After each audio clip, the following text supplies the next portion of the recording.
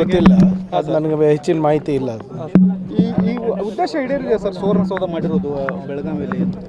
ನೋಡಿ, ಇನ್ನೂ ಹೆಚ್ಚು ಮಾಡ್ಬೋದು, ಇಲ್ಲ ಅಂತಿಲ್ಲ. ಈಗ ಕಲ್ಯಾಣ ಕರ್ನಾಟಕಕ್ಕೆ ಇರ್ಬೋದು, ಕಿತ್ತೂರು ಕರ್ನಾಟಕಕ್ಕೆ ಇರ್ಬೋದು, ಯಾವುದೇ ಸರ್ಕಾರಗಳು ಎಷ್ಟೇ ಮಾಡಿದ್ರು ಕಮ್ಮಿನೇ ಅನಿಸುತ್ತೆ. ಯಾಕಂದರೆ ಅಲ್ಲಿ ಇನ್ನೂ ಹೆಚ್ಚು ರೀತಿಯಲ್ಲಿ ಜನರ ನಿರೀಕ್ಷೆ ಇದೆ ಮತ್ತು ಅಲ್ಲಿ ಆಗಲೂಬೇಕು. ಇವತ್ತು ಮೀಟಿಂಗ್ ಕರೆದಿದ್ರಿ SIR ಮತ್ತು BBI ಸಂಬಂಧ? ನೋಡಿ, ಇದು SIR ಏನಿದೆ, ಇದು ಸಂವಿಧಾನದ ವಿರುದ್ಧ ಇದೆ.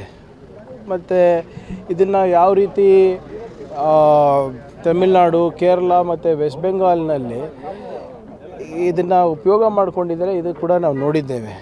ವೆಸ್ಟ್ ಬೆಂಗಾಲ್ನಲ್ಲಿ ಲಾಜಿಕಲ್ ಡಿಸ್ಕ್ರಿಪೆನ್ಸೀಸ್ ಅಂತ ಹೇಳಿ ಇವತ್ತು ಯಾರು ಅರ್ಹರಿದ್ದರೂ ಅವರಿಗೂ ಕೂಡ ಮತದಾರರ ಪಟ್ಟಿಯಿಂದ ತೆಗೆದಿರೋದು ಅದು ಸರಿಯಲ್ಲ. ಅದು ಮತ್ತು ಯಾವುದೇ ಎಕ್ಸ್ಪ್ಲನೇಷನ್ ಕೂಡ ಕೇಳಿದ್ರೂ ಕೂಡ ಇವತ್ತು ಚೀಫ್ ಎಲೆಕ್ಷನ್ ಕಮಿಷನರ್ ಆಗಲಿ ಅಥವಾ ಎಲೆಕ್ಷನ್ ಕಮಿಷನ್ ಅವರಾಗಲಿ ಯಾವುದೇ ರೀತಿಯಾದಂಥ ಸ್ಪಷ್ಟ ಮಾಹಿತಿ ಕೊಡ್ತಾ ಇಲ್ಲ. ಸೊ ಅದೇನಿದೆ, ಹೇಗೆ ಅದರದ್ದು ಏನು ಇಲ್ಲಿ ಬೆಂಗಾಲ್ನಲ್ಲಿ ಏನು ನಡೆದಿದ್ದು, ತಮಿಳ್ನಾಡಿನಲ್ಲಿ ಏನು ನಡೆದಿದ್ದು, ಅವೆಲ್ಲ ಚರ್ಚೆ ಆಗಬೇಕಲ್ಲ.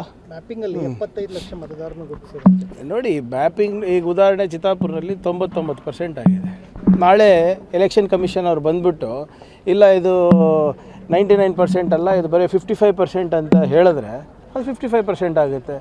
ಅದು ಹೇಗಾಗುತ್ತೆ, ಯಾಕಾಗುತ್ತೆ ಅಂತ ಯಾವುದೇ ರೀತಿಯಾದಂಥ ಕಾರಣಗಳು ಕೊಡ್ತಾ ಇಲ್ಲ.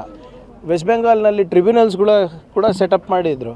ಆದರೆ ಏನು ಸುಮಾರು ಎಷ್ಟು ಆಲ್ಮೋಸ್ಟ್ ಕ್ಲೋಸ್ ಟು 91 ಲ್ಯಾಕ್ಸ್ ಜನರಿಗೆ ಇವತ್ತು ಅವ್ರು ತೆಗೆದಿದ್ರು. 27 ಲಕ್ಷ ಜನ ಅದಕ್ಕೆ ಟ್ರಿಬ್ಯುನಲಿಗೆ ಅರ್ಜಿ ಹಾಕಿದ್ರೆ 1607 ಜನರಿಗಷ್ಟೇ ಅವರು ಮತದಾರರ ಪಟ್ಟಿನಲ್ಲಿ ಅವಕಾಶ ಮಾಡಿಕೊಟ್ಟಿದ್ರು. ಇದಕ್ಕೆ ಪ್ರಜಾಪ್ರಭುತ್ವ ಅಂತೀರಾ? ಸೊ ಅದರಿಂದ ಏನೇ ಇದ್ದರೂ SIR ಚರ್ಚೆ ಆಗಲಿ. ನಾವು ಕೆಲವು ಪ್ರಶ್ನೆಗಳು ಕೇಳ್ತಾ ಇದ್ದೀವಿ ಎಲೆಕ್ಷನ್ ಕಮಿಷನಿಗೆ. ಅಫಿಷಿಯಲಿಯಾಗಿ ಕೂಡ as a government we are going to present it. ಅದಾದಮೇಲೆ ನೋಡೋಣ. Thank you. ಗೊತ್ತಿಲ್ಲ, ಅದು ನನಗೆ ಹೆಚ್ಚಿನ ಮಾಹಿತಿ ಇಲ್ಲ. ಈ ಉದ್ದೇಶ ಈಡೇರಿದೆ ಸರ್ ಸುವರ್ಣಸೌಧ ಮಾಡಿರೋದು ಬೆಳಗಾವಿಯಲ್ಲಿ? ನೋಡಿ, ಇನ್ನೂ ಹೆಚ್ಚು ಮಾಡ್ಬೋದು, ಇಲ್ಲ ಅಂತಿಲ್ಲ. ಈಗ ಕಲ್ಯಾಣ ಕರ್ನಾಟಕಕ್ಕೆ ಇರ್ಬೋದು, ಕಿತ್ತೂರು ಕರ್ನಾಟಕಕ್ಕೆ ಇರ್ಬೋದು, ಯಾವುದೇ ಸರ್ಕಾರಗಳು ಎಷ್ಟೇ ಮಾಡಿದ್ರು ಕಮ್ಮಿನೇ ಅನಿಸುತ್ತೆ. ಯಾಕಂದರೆ ಅಲ್ಲಿ ಇನ್ನೂ ಹೆಚ್ಚು ರೀತಿಯಲ್ಲಿ ಜನರ ನಿರೀಕ್ಷೆ ಇದೆ ಮತ್ತು ಅಲ್ಲಿ ಆಗಲೂಬೇಕು. ಇವತ್ತು ಮೀಟಿಂಗ್ ಕರೆದಿದ್ರಿ SIR ಮತ್ತು BBI ಸಂಬಂಧ? ನೋಡಿ, ಇದು SIR ಏನಿದೆ, ಇದು ಸಂವಿಧಾನದ ವಿರುದ್ಧ ಇದೆ.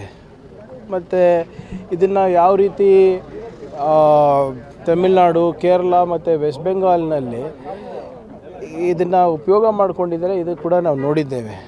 ವೆಸ್ಟ್ ಬೆಂಗಾಲ್ನಲ್ಲಿ ಲಾಜಿಕಲ್ ಡಿಸ್ಕ್ರಿಪೆನ್ಸೀಸ್ ಅಂತ ಹೇಳಿ ಇವತ್ತು ಯಾರು ಅರ್ಹರಿದ್ದರೂ ಅವರಿಗೂ ಕೂಡ ಮತದಾರರ ಪಟ್ಟಿಯಿಂದ ತೆಗೆದಿರೋದು ಅದು ಸರಿಯಲ್ಲ. ಅದು ಮತ್ತು ಯಾವುದೇ ಎಕ್ಸ್ಪ್ಲನೇಷನ್ ಕೂಡ ಕೇಳಿದ್ರೂ ಕೂಡ ಇವತ್ತು ಚೀಫ್ ಎಲೆಕ್ಷನ್ ಕಮಿಷನರ್ ಆಗಲಿ ಅಥವಾ ಎಲೆಕ್ಷನ್ ಕಮಿಷನ್ ಅವರಾಗಲಿ ಯಾವುದೇ ರೀತಿಯಾದಂಥ ಸ್ಪಷ್ಟ ಮಾಹಿತಿ ಕೊಡ್ತಾ ಇಲ್ಲ.